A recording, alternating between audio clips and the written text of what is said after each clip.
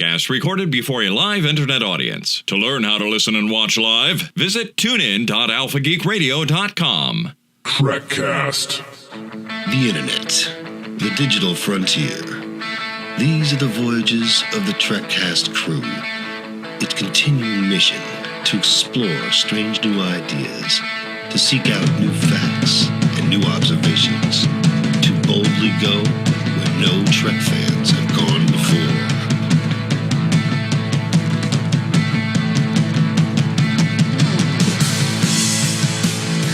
Hello and welcome to Trekcast, the world's most dangerous of Star Trek podcasts. I am the vice principal, as always, David Thomas Ivey, and with me, as always, Darren Benjamin.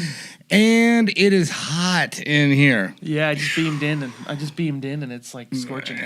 Well, we've been.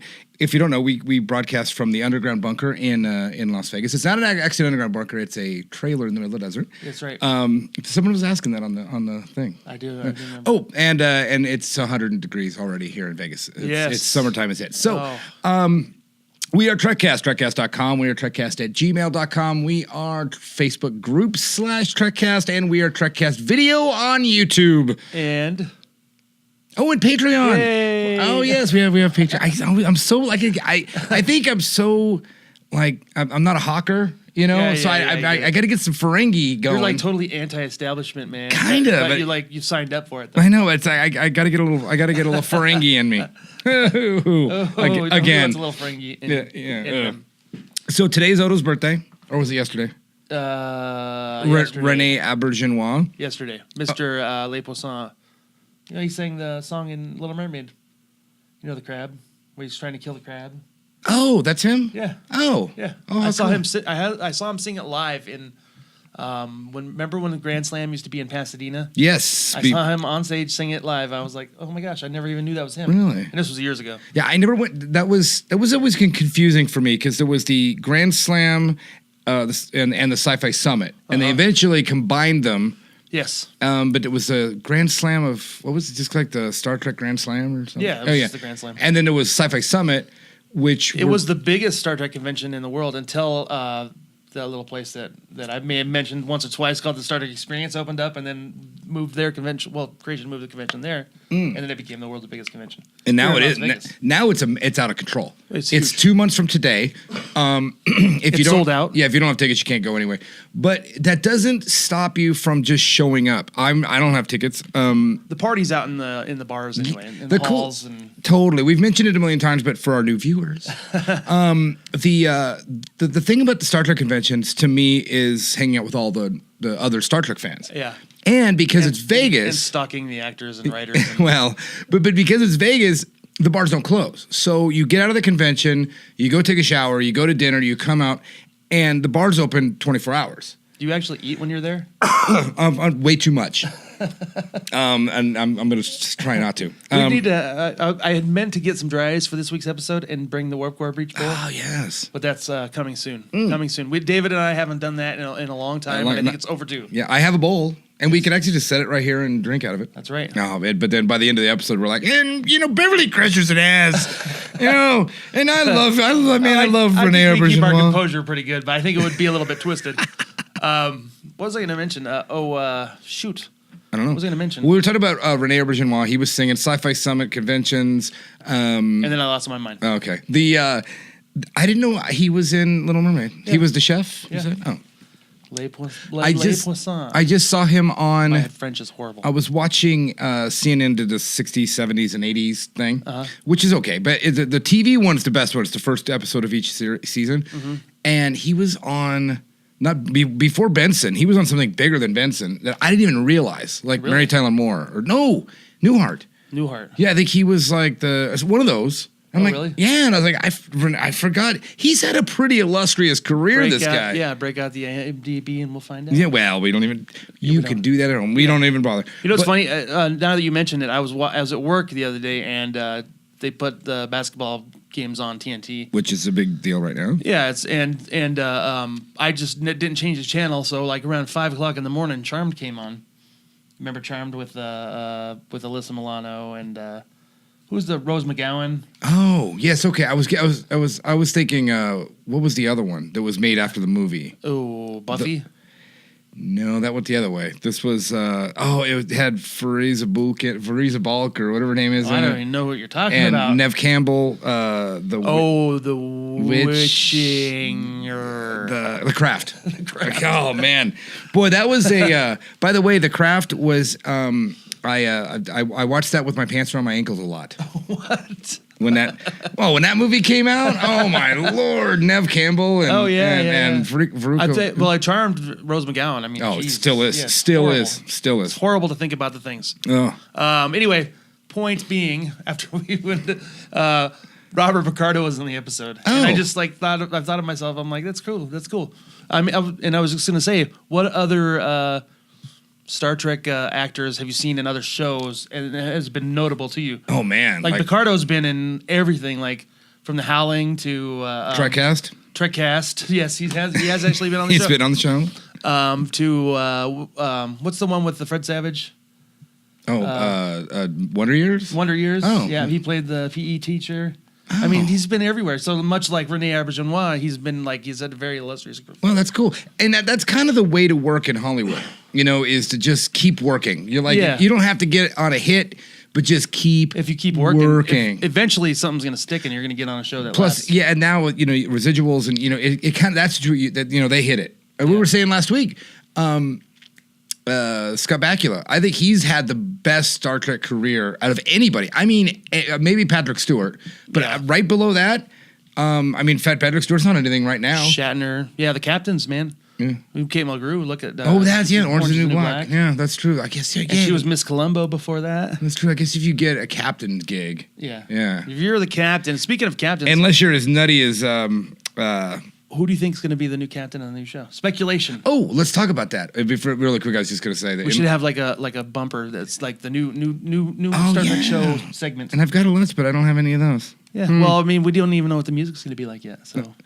Well, judging by the commercial, it sounds like the Star Trek theme, which would be amazing. Yeah. How about just that, guys? Star Trek theme. I got over the font thing, by the way, everybody. Okay. So I got over it. I was upset about it, and then Dayton Ward showed me the way. He showed me all the old original fonts for the shows, like Deep Space Nine. They were horrible. Oh yeah. Yeah. So I'm cool. I'm cool with it. I know it'll change. So I saw that there was a push to put a GTNY LGBTQAA. Actually, those are right, by the way. LGBTQAAI. That will be a thing until the end of time. It'll be next after LGBT. It'll be like people who love animals. We need people who love animals on our shows. Right. Well, and there's a push to have one of them as on the show. And someone I would love to give the person credit because someone they put it on our page, like that's an article they link to. And one of our listeners, I love our listeners. They're so smarmy and trollish and it's I love them because they're like, I just hope there's Star Trek in it, and I'm like, yeah, hey man, like it's so good. And I'm like, I just hope that it's like with what we've had, recently. It's like let's just pray that there's Star Trek in it, and not worry if there's like a gay or lesbian captain. Yeah. Can it be good? If, all races are represented. I know. That would be smart because it is Star Trek. Right. But it doesn't matter. It's got to be good first. Yeah, exactly. No one's going to care if it's got every race, every You don't shoehorn gender. things in just because you need to. You make a good product, and then you bring other aspects into it. Absolutely. That's just the fact. Yeah. That's the fact. Make it good first, please. Yes. And that's all I'm hoping for. They better get on it. I'm thinking it's coming out in 6 months. They just announced they had hired Kristen Beyer. I think your name. Yeah, Kristen Beyer or Bayer. To be one of the writers. I saw that because they're like finding a woman writer. I'm like, didn't like the what's her face? She had a cool name. The original series. Yeah, and then she also wrote, not Joe Trimble. What's her name? But she's a great name. It's like it doesn't sound Melissa Snodgrass was Next Generation. That's pretty good too. But the woman that she actually her and Roddenberry didn't get along at all. Though Encounter at Farpoint. DC Fontana. Yes. DC Fontana. That's a name, man. That was like she was like the comic book queen. DC Fontana. You know what I mean? So yeah, Kristen Bayer. I'm not exactly sure, but she's got some serious Star Trek writing cred. Like I said last week, I didn't remember I mentioned it last week how I thought that Dayton Ward should at least bring writers into the fold. The ones that write novels, some of the novels, yeah. I mean, because if you can write 10,000 words about Star Trek, in a novel, or 20,000 or whatever it is, then I think you could probably write a 25 page TV show, right? Or at least show that you have good ideas. Exactly. That's because the thing with these 1 hour long episodes, it's got to get there quick, and it's got to get now. Did we figure out if they're doing episodic or they're doing one? No, they haven't announced it Okay, yet. because if you're bringing on these different writers, it kind of sucks to do one long story because it's got to be whose story is the one long story. Well, I was reading this article on this lady that she is really great with Star Trek canon and the timeline and storyline through and through. So like from beginning to end, which is really cool because obviously you're going to have that especially if it's in the prime timeline because there's so much established history that you can't trample over. And I guess you're right, and we bring it up a lot, but like Game of Thrones, even though it's one story written by George R. R. Martin, each episode is written by somebody. It's D.B. Weiss and Bendeloff or whatever. D&D, they call him. Yeah, D&D, which is. Did you see that video they posted the other day? Sorry about ruining Game of Thrones or something like that. No, it's hilarious. It shows them they're like, we just want to say we're sorry. And then it pans out, and there's like loads of cash all around him. Oh, it was totally funny. I know there was a little controversy because they're now actually getting beyond the books, so they're actually right. So now a lot of the book nerds are like, "Hey, George hasn't written that yet, and it's now." But hey, sorry. Well, they already came out and said, the Hodor reveal, and I'm not giving any spoilers away, but they said that's going to be different in the book. Oh, already. Oh, so and that was a pretty big reveal. Yeah, it was huge. Yeah, massive. So. Now that's another thing I'm looking forward to with the new show. Is there going to be those cliffhanger? Oh my God, we finally know who that Ferengi is. There will be, and the thing that I'm really liking the most about this whole concept is that because I've been telling you can ask my buddy Jeff. I've been saying they need to do an anthology series since way back before, like back in 2003 or 4, right when Enterprise ended. I was like it should be an anthology series. But there's good and bad. Deep Space Nine, it worked, even though they didn't stick to it rigorously. Even though it was one continuous story about the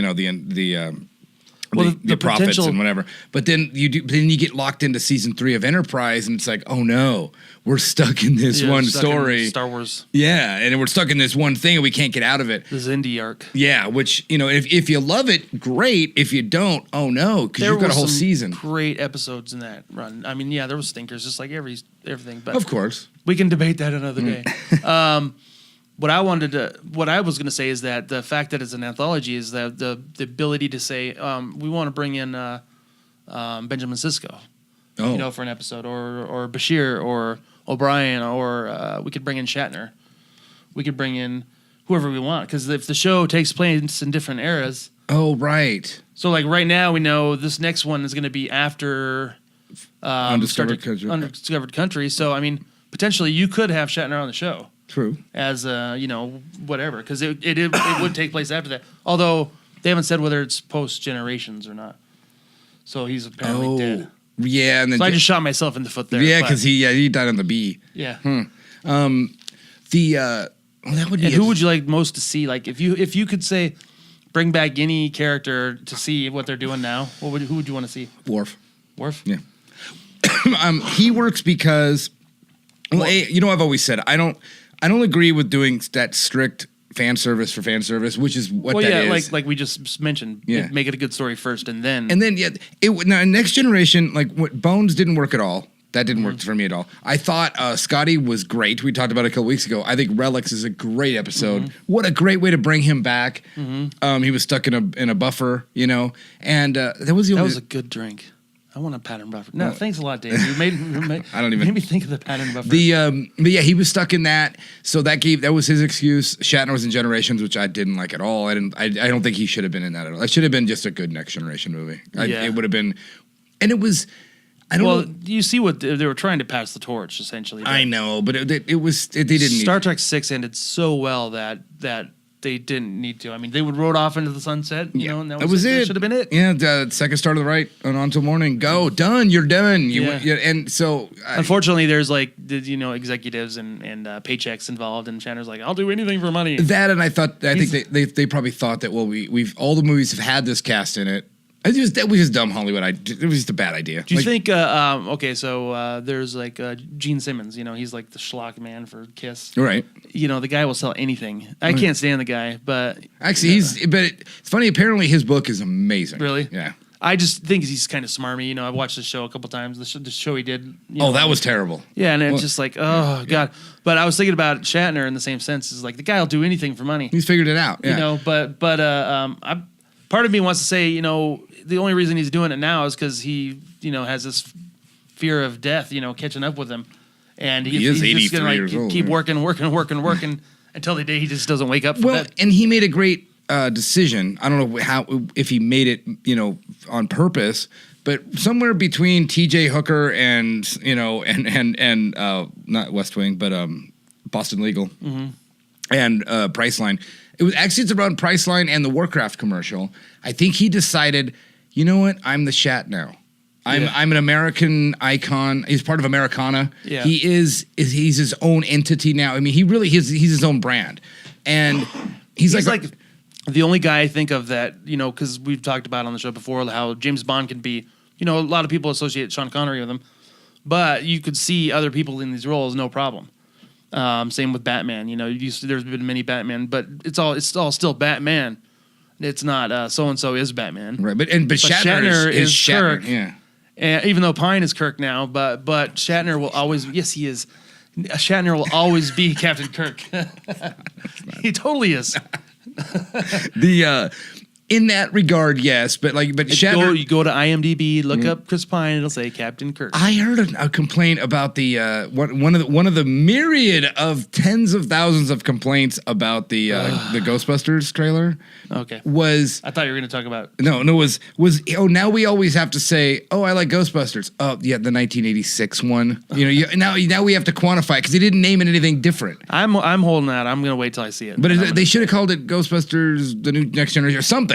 So at least we can, and it's funny. That's just one of the millions. You know what though? Like my daughter saw the trailer with me, and she thinks it looks fantastic. And to me, that is more important than being a fanboy and because I think it's inspirational for them.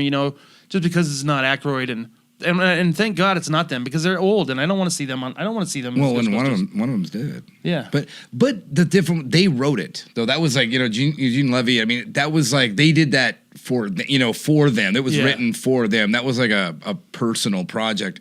And it's kind of like RoboCop sucked and Total Recall sucked. It's like the reboots. Yeah, they're just gonna keep doing this forever. To me though, Ghostbusters to me has always been, and this I think people are might not like what I'm gonna say, but Ghostbusters to me was always just a very expensive SNL skit.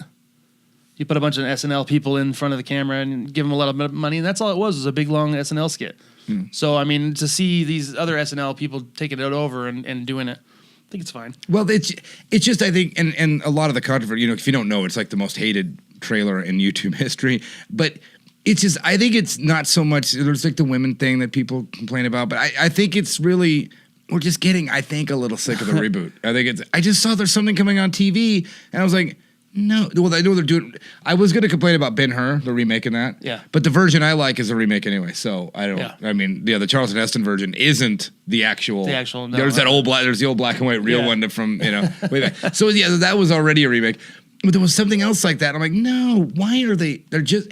But there was something on TV. Well, I hate to say it, but they did this great movie last year called Tomorrowland.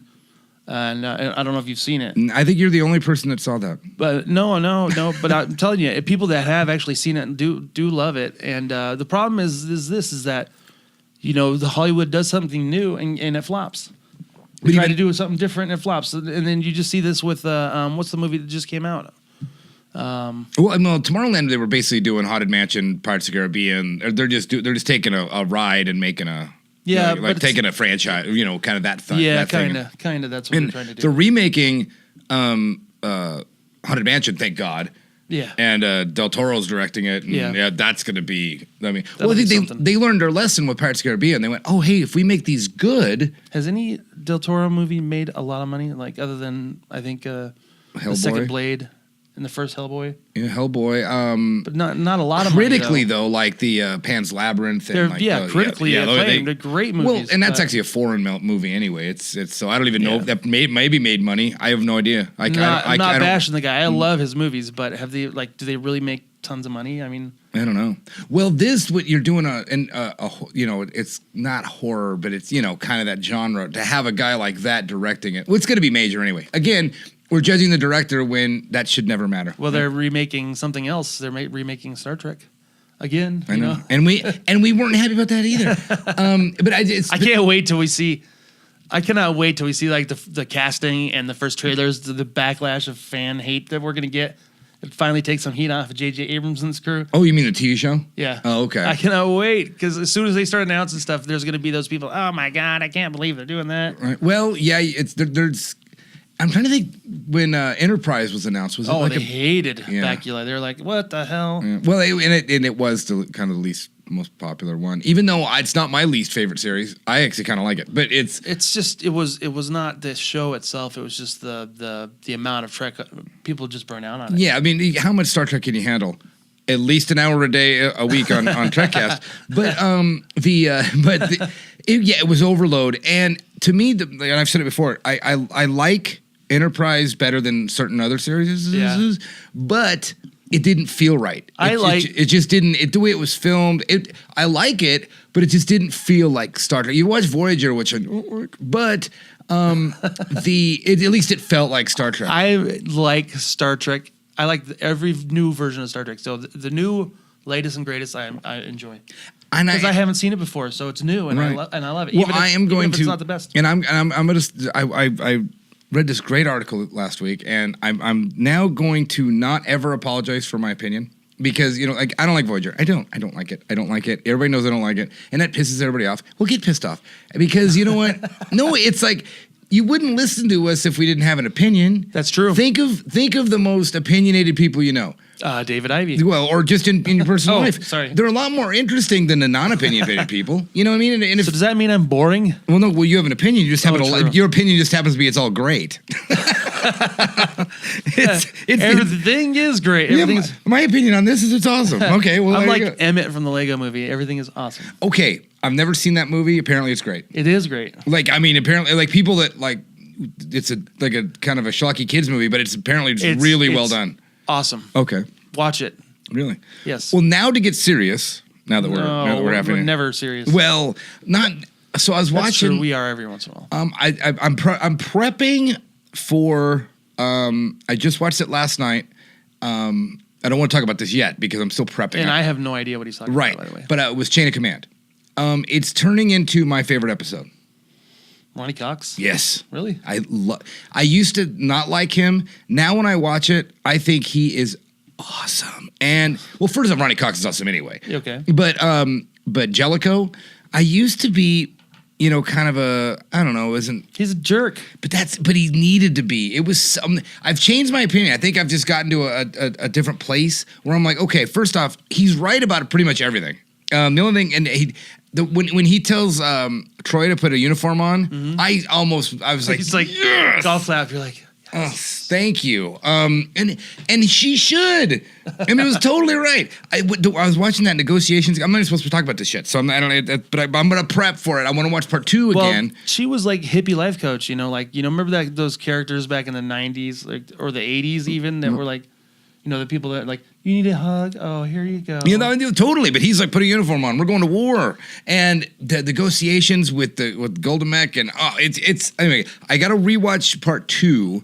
Okay. The 4 lights and all that because I just watched part 1 again. Now you made me think of Taskbar eggs, and I want a Taskbar egg. Oh, that's one of my favorite. Oh, okay. I can talk about it forever. But. It brought up this a couple weeks ago. We started the conversation about the Prime Directive, and I was like, okay, this is going to be a reoccurring theme. But I was thinking about some stuff. I was watching. Oh, it was about the gorilla that got shot.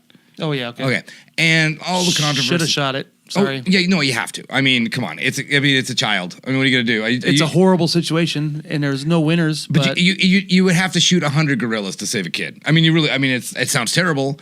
I'd like to bitch slap the mom. Yeah. For letting her. And they haven't said it, but I'm guaranteeing that the mom was probably on her phone. I'm just gonna go. I'm gonna. Why else would she not be paying attention to her kid? Nowadays, look out on the street, everybody's on the phone. Oh, yeah. I bet she was checking her damn Facebook when that brat fell into. I walked up to a party the other day. I had 8 people in a party, and every single one of them was like. Yeah.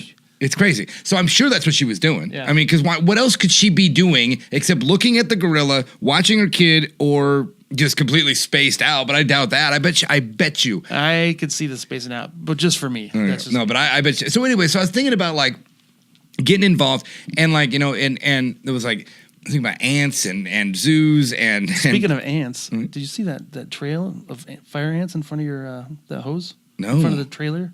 No. I'll show you on the way. Oh yeah, well I better do something about that. But I was just going into the Prime Directive thing and like how we as humans observe nature, kind of like we do in Star Trek Land, where we observe other cultures. Correct. And yet not get involved. And that's still rubbing me. I haven't drank the Kool-Aid on the Prime Directive. I can't behind it. I can't wrap my head around it. There was an episode. Like, if we go there, we're taking over, and that's just the way it goes. Well, no, but if something bad is going to happen to those people, you wouldn't. Yeah. What was the one? Oh, I want to throw something at the TV. The Voyager one where it was Paris and Janeway, and I think so. And they landed on this planet, but they landed like 2 days before it blew up. Oh yeah, it's like the second episode. Yeah, no, it's right at the beginning. Yeah, that one will make me like literally want to throw my TV out the window because he's like, hey, we got to warn these people, their planet's gonna blow up in 2 days. Yeah, and she's like, no, the Prime Directive, and I'm like, look, but what I was getting, what I couldn't wrap my head around in that one is, and a lot of the Prime Directive stuff, they go, here's what they say, they go, well, we don't want to intervene. Because what if it's a planet of Hitlers? Well, the problem is that the Prime Directive makes for great drama, and not necessarily a real world thing, but great drama. So it gives you a foil when you need something to be. There's no bad guys, so we'll put the Prime Directive in there. Yeah, well, it seems almost too easy, because they don't really address it. And I was thinking with like that one, because remember they had the little kid and Paris, and she pulled rank and said, "You're not to tell these people." Yeah, but what they ended up telling them though, didn't they? Yeah, well, they ended up saving them. And then they got captured, and it was all this stuff. But I mean, it's been a while. Yeah. But all I remember about that they episode worked around it. Yeah. But what gets me about the Prime Directive, they say the same thing with pen pals, is like, oh, we can't save this planet because they might rise up to be something bad. It's never they might be something good. Mm-hmm. It's like, oh, we can't get involved because they might be a whole planet of Hitlers. Well, yeah, but they might not. Yeah, they might not. And like, and Tom said it best in that episode. He goes, well, she goes, what if something bad was to happen? And he's like, it can't be worse than what we already know is going to happen, which is they're all going to die tomorrow. Yeah. The moral dilemma, though, is it's a gray area. That's the thing. Is like I just watched not Band of Brothers, Saving Private Ryan, right, on Memorial Day. And there's this, where they save that German soldier. They let him walk away, and then he ends up being the one that kills. Spoiler alert! Yeah, John Miller, Tom Hanks' character. Yeah, earn it. Yeah, earn it. Well, that's the moral dilemma. You just don't know, but right. Well, it's and what else I have? The Hitler thing. We always assume it's gonna be something bad. Yeah, it's almost like saving a kid from a burn, from a car. Mm-hmm. Like, oh nope, hey, that kid might grow up to be Hitler. Like there's a kid, there's a kid trapped in a burning building. Well, hey, he might grow up to be Hitler. Oh yeah. Like, why is it always going to be something terrible? Why can't it be like, I'm going to intervene now? I've changed the course of history now because that kid, I just saved a kid from, hey, I saved a kid. Well, you just came. I think you just nailed it. I think they should really dissect the Prime Directive, and I hope they do some episodes like that in the new series because those are the ones that get you thinking. Yeah. And when I did that, what I love about Star Trek is it gets you to think about things like this. And the Prime Directive is the best example because we wouldn't act this way. What's it a lot like? What's the treaties that we have in wartime? Where you're not allowed to fire friendly fire, or I don't know what it's called. Well, those Geneva Convention. That's Geneva Convention. That's how you deal with prisoners and that kind of thing. Well, there are rules. I mean, to war. Yeah. Well, there's rules to war if you're one of the countries that follow those rules, Yeah. but some don't. I mean, some. I mean, For the most part, I'm Right. not saying we follow the rules all the time. well, but I mean, we don't just, you just don't. Well, but when it was bad, World War II, we bombed entire cities, Yeah. which we wouldn't do now. But back then, it wasn't like we were trying to bomb the whole city of Berlin. We're trying to get the ball bearing factory, but, well, it's not very accurate. So we're just going to drop as many bombs as we can. But, well, when it's, because war's such an extreme thing and you're already embarking on this violence, and actually you have an obligation to end that violence as quickly and decisively as you can. And if that means you're a world leader, if that means you drop a nuke on Hiroshima, then you drop a nuke. It's like this needs to get over now. And none of this Cold War going on for 50 years after it. No, this needs to stop. Yeah, and just imagine having to make those decisions. oh, it's insane. Well, but I mean, I bet it wouldn't be as hard as you think because you got your advisors. They go, look, if the Japanese don't surrender, we're going to have to invade Japan. And that's going to cost X amount of lives. Oh my God! And they're going to fight to the last man. Yeah. So we're going to lose millions of people. Their side, and more importantly, our side, where we could just do this, lose tens of thousands of people. Hey, it's tragic, but Those are all great points. I mean, that's see what you're talking about there is that like ways to skirt the Prime Directive. Like maybe the Prime Directive isn't as cut and dried as we think. Maybe there are certain rules to it that can be bent. Well, that we just haven't seen. Hopefully, but I mean, it seems like it's just like a one line thing. Well, and Pen Pals is a perfect example where like they break the Prime Directive. They do literally break it, but no. And you would think that somebody would have to pay for that, but there's no repercussions. I think there was what in Drumhead he did get kind of yelled at about it. And you always wonder too. You can't falsify a report though. You have to kinda. Well, Into Darkness, I know you don't like the movie, but the very beginning of the movie when the Enterprise rises out of the ocean and great example. That's their god all of a sudden. Right. Okay, but take that part out. I mean, we'll let's get to that in a second. But I did like what they were doing before that. They were completely intervening. They had a little Spock in a little suit in the volcano, stopping the volcano, which completely goes against what we've heard about in the series. Yeah. They would just go, well, they're all dead. They're all dead. See ya. Yeah, which makes no sense. Hey, it's a natural course of events on that planet. Like, well, yeah, but I mean, if we could stop it, like there's women and children there. I mean, and everything. It's a whole entire culture. And you're in Next Generation. They'd have went map, and unless Data talks to some chick, this place is dead. And Data has morals. Jeez. Well, he didn't know any better. I think, even though he's been in Starfleet for 27 years and doesn't know what early bird gets the worm means, but so he stepped into it by talking to her, and then they all changed their mind once they heard her because then Picard said the best speech in Star Trek is that speech in Pen Pals where they're all in the captain's room? I think it was like his quarters, which I like that too. They never did that again. Well, they're just like hanging out in somebody's room because you wouldn't go, hey, let's all grab a drink and talk about this in the conference room. It's like everything's probably recorded. Let's go to sit in someone's quarters and take our shoes off. You know, but talk about the fate of a civilization, an entire civilization over coffee and tea. Yeah, but that was a great speech. And at the end, when he said, "Data, I want you to cut off all communications with that girl," and then he goes and you can hear her going, "Data."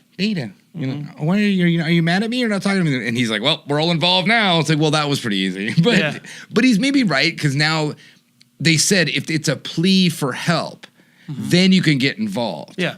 But you don't now. That's weird too because does that mean you're allowed to or you have to? I think they were because they erased their memories at the end and there's no trace of them. Right. Now in Into Darkness, they didn't. There was traces left behind, and they didn't even. I don't think they just did a big burnout on their lawn and took off. Like they didn't even go back to check and see anything. Well, I'm sure. It'd be interesting to see like a follow up, like maybe in a novel how they go back and try to minimize the damage from that. I was thinking that when I first saw the trailer. It's like that white chick with the black stripes is like, oh, is that one of those people? No. Okay. No. Like that would be cool, except that they wouldn't have time to evolve. Yeah, and all that yet. But it's like that would eventually that's going to bite somebody in the ass, right? That'd be a cool story. I'm sure they've done it in the novels, but imagine you do the thing they did in Into Darkness, and then time travel happens as it does in Star Trek occasionally, and then we get to meet that civilization and how it's been impacted. I wonder. They've done that in the original series with many times with bread and circuses and right. what's the gangster one? I was thinking in fact, I wrote it down. It was for the world is hollow and I touched the sky. Oh yeah. Yeah, that's a very big Prime Directive-y episode. Plus, I love saying for the world is hollow and I touched the sky. That sounds really good. I sound like I knew what I was talking about. Which guy are you touching? I don't know. Because that was the one with the meteorite, and it was shot the missiles at them, and they had all that kind of stuff. And that totally reminds me. I'm talking about that episode like I know what I'm talking about. I've never seen that. What? I'm only coming clean because another one of our great listeners posted something the other day, like, I consider myself this huge Star Trek fan, but I have to admit openly, like in public, that I haven't seen all the original. Are you coming out, Dave? Are you coming out? Yeah, well, I'm only doing it because he did it. I'm a total wimp, but that guy already did it. So now I'm like, okay, well, I'm with that guy because I haven't. Well, to be honest with you, I'm jealous of you because I don't have that. I do still have my 2 episodes that I haven't seen, but I don't have as much as you have. I've got entire seasons of Voyager and then like 5 episodes of the original series that I've never seen. Yeah, that's crazy. That makes me.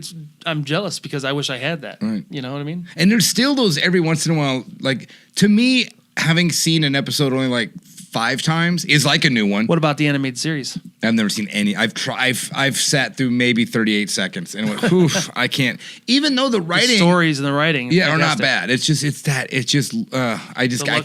don't even. But I don't count. Is that considered canon? Because I don't count it as canon. Well, it's listed as one of the shows. I mean, I know Roddenberry had issues with it, and I think that might have been licensing. Okay.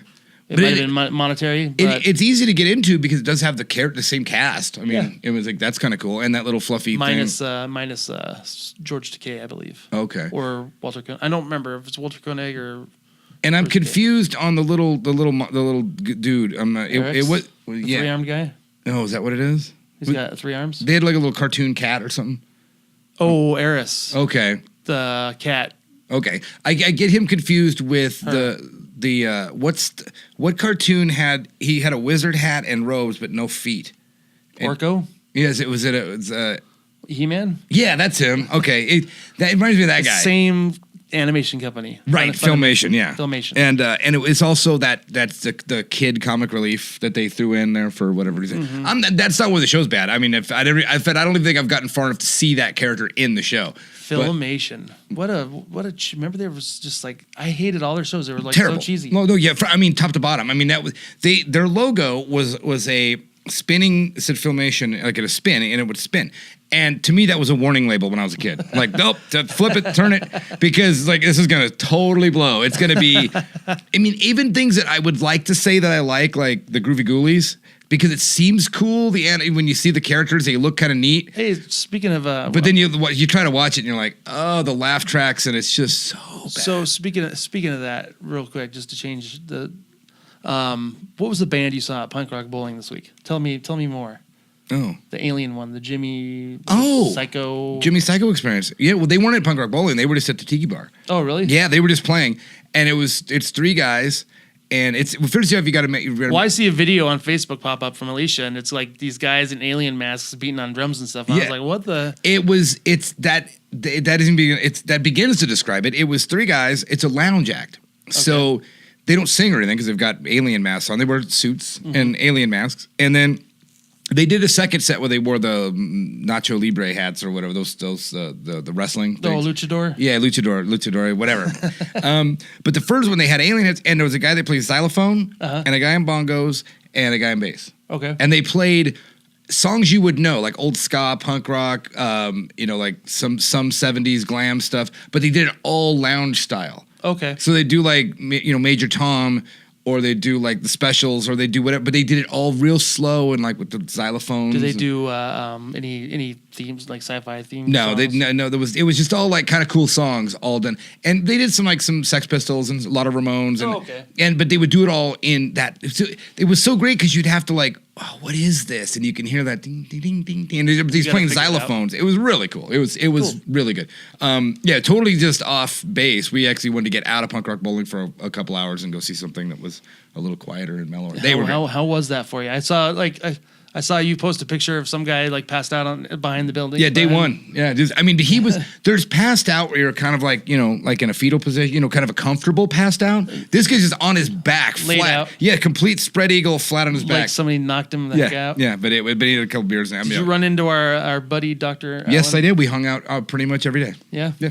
Oh, that's cool. We talked about a lot of sci-fi and Star Trek and. Did you talk about timelines at all? Star Trek timelines? No. Oh, is that the game? Yeah. No, I didn't. I don't really. I wanted to bring that up. I mean, wait.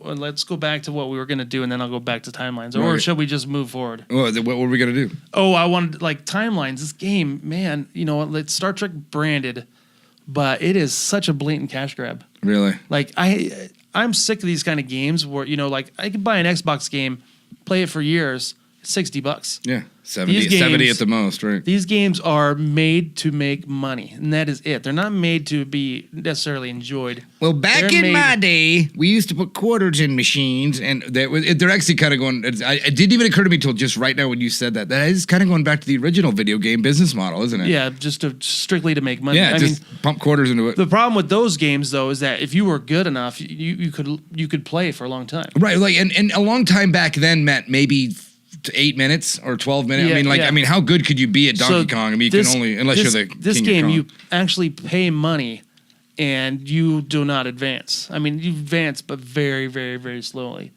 and you're actually paying money for it. Well, but that's I guess they're getting you. It's like it's the first hit's free, man, and then Yeah, you gotta it's start just bringing- it's really. I'm kind of over it, but in the same sense, they're like. and you got time invested. Yeah. Hey, I was just okay. The whole Well, it's like it should be illegal. It's like drug dealing. It should I mean, it shouldn't be, but it should be. And I'm not saying from my perspective. I'm just saying, selling sugar-filled cereal to kids with cartoon characters. Right. Should that be legal or should it be illegal? Like, I mean, It's open. It's free market. I grew up on them. it's a free market. I get it, but it's not exactly the best thing in the world. Well, it's kind of. I thought about this when we were tangenting a lot. When the World of Warcraft vanilla server it's Nostalgia Aurelius. they kind of anyway. They had their old vanilla server from the game that used to be around 10 years ago, and there's a big argument where, hey man, I bought this game. It came in a box. I want to put it in and play it. It's not the game that I bought though. It was then, but it's not now because it's evolved. And I want to play the one that I bought. And I've got a stack of these games that I bought. And then I get it because I frighteningly did the math. And How much money you spent? Yeah, I went, okay, well, Alicia and I both played. So there was that's 2 games. That's $100, right? Yeah. This is just day one, right? And now it's $15 a month, and that's $30 a month actually because there's 2 of us. Yeah. And then the expansion comes out. That's 2 more, but they're a little cheaper. I think they were $30. And then that's another 2 years of $30 a month. Then another expansion, 2 of them, another $30 for 30. OMG. And you start to go, we've given them $5,000. Yeah. And if I want to play the game that it used to be, then I want to play the game it used to be. I've given you like $5,000 to play this game. Yeah. Or $3,000, I think is what I figured it out over those years or whatever it is. Yeah. It's like, that's, yeah. And if I want to play the game the way I remember it, if I have to go pirate it, then, or not pirate it, but just go You should be able to play. Yeah, if someone's got it up on a private server, it's like, hey, I gave you $5,000. You guys, I mean, I'm sure it wouldn't put the rims on the president's car, but still, it's like, I've paid a lot of money to play this game. The other thing with this game is that I was scrolling through something, and my touchscreen, and it purchased an item that cost money. Real money. Well, it costs dilithium. Okay. But the only way to get dilithium is to pay for it. Oh. So I was scrolling through, and it purchased this item, and there was no confirmation number, or like if it's real money, you have to confirm, and you have to say you say yeah, click buy, and then you have to confirm. There was no confirm. It just did it, and then I was out my money. Really? So I was like, man, I kind of wanted to talk to a couple of my lawyer friends and say, hey, can we get a lawsuit going? But depending what you clicked when you hit accept of that probably 80-page terms. It probably is, but I just wanted to see if there is, because that is another thing, like it's like a hidden evil, how they're saying sugar is the new, hidden evil, or sitting is the new hidden evil. You know, Right. like, it used to be smoking and alcohol and Right. drugs, and now it's sitting in sugar. Right. But Not sitting in sugar, but Yeah, that would be bad too. yeah, that burns. But yeah, I was like, man, I wish I could find out if that's legal or. Well, or like with get Amazon, lawsuit I going. have like the one-click shop, but you sign up for I that. enabled that, right? And Yeah. and it's still every like 2 months it asks you, or 2 months, every 2 weeks it asks you to redo it. It's like, well, what was the point of me hitting this if it's going to keep asking me? Well, I have the dash buttons. Did you look into those yet? No, The dash buttons? no. That is straight out of the future, man. They send you a little thing. It's got a button on it, and once you need that product, you just hit the button and it orders it. What's you it don't like? even have to go online. Like or it's a nothing. little dongle or something? Yeah, it's a little dongle. Really? Like it looks like a little like USB stick. Oh, with, okay. With the brand picture on it and then a button, and you just Wow. hit the button and it orders it for you. So it's like, so if like your kid got hold of it, they could just sit there and just like click it Yeah, over. they could click. Yeah, yeah. You get And get 14 cases of dog food. Like, damn, I didn't even. Well, you should keep them away from your children. Yeah, I would imagine. Oh, that's as if it's so hard to just reorder or whatever. I don't know. That seems a little too easy. Well, I mean, it's for convenience items. Like you just like the one I have is for laundry soap, so it's in my. We do that with like they just send it to us. We're on like a schedule. It's like you get like 25% off if you just get toothpaste every month. Oh, It's okay. like, the problem is then you end up with like 14 bottles or tubes of toothpaste because you're like not going through them as fast as you thought you were or whatever it was. But They get you coming or going. yeah, and same with like I did the Dollar Shave Club, which is great. It's like $4 a month or whatever. But it's like I've got stacks of razors now. I've got the same razors for like 2 years. Really. You want to know the secret, David? I'm gonna give you a little present. Okay. You just take your razors and you run them against an old pair of pants, sharpen them. Wow, that's pretty old timey. It's dude. I have not bought a razor in a year. Really? Yeah, That I use works? the same one too. You got to get the big old barber thing. I'm the barber of Seville. Basically, you just run it up and just that's it. Well, that tip brought to you by Trekcast. You're not going to get that on anybody else's Star Trek podcast. How to sharpen your razors with your old dungarees. Anyway, we got a split. Trekcast.com, trekcast@gmail.com is our email, which we're going to get to a lot of because we have about 15,000 of them. We're a Facebook group /Trekcast. Those kids are out of control. Those kids are out of control. Should we tell the kids at home what we'd like to try to do in the future? A couple updates. Yeah, well, maybe? now that we're doing video, we would like to. We're probably going to start doing a little Facebook Live thing before the show. Maybe ask some questions, do some things. Yeah. because I notice when we go on Facebook Live, we get hundreds of people watching immediately. gotten away from the email thing that we love doing, and we love including people that listen to the show. We love answering questions that you guys have.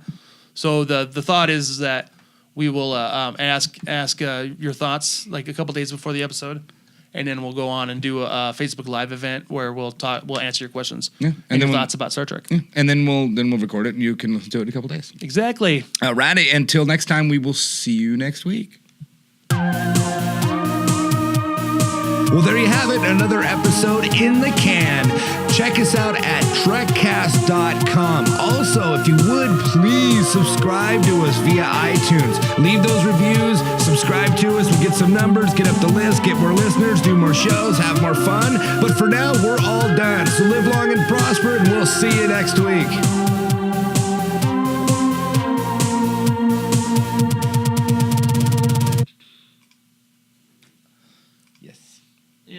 Yeah. I need a blazer. Something to